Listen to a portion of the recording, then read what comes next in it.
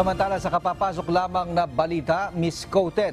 Ganito inilarawan ni National Security Advisor Eduardo Año ang lumabas na balita kaugnay sa sinasabi umanong destabilization plot laban sa Marcos government. Sa isang pahayag sinabi ni Secretary Año na maaaring hindi lamang naunawaan ng husto ng ilan ang ibig sabihin ni Armed Forces of the Philippines Chief of Staff General Romeo Browner sa talumpati sa Joint Chains of Command at Chief of Office Ceremony ng Western Mindanao Command kahapon.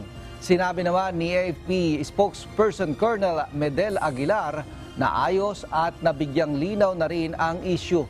Sa speech, binigyan diin ni General Browner sa mga sundalo na manatiling profesional at tumalima sa sinumpaang tungkulin na proteksyonan ang taong bayan at ang bansa.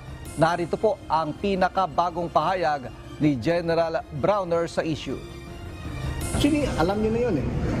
Alam niyo na marami ng mga ganyan. Even we saw this specifically during the September 21 rallies.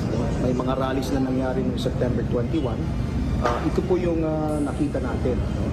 At during that time, may mga panawagan sa ating mga sundalo na sumama sa mga rallies na ito.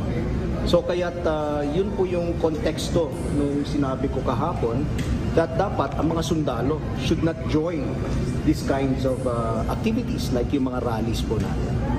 So it was as simple as that. Wala po akong sinabi na merong destabilization plot.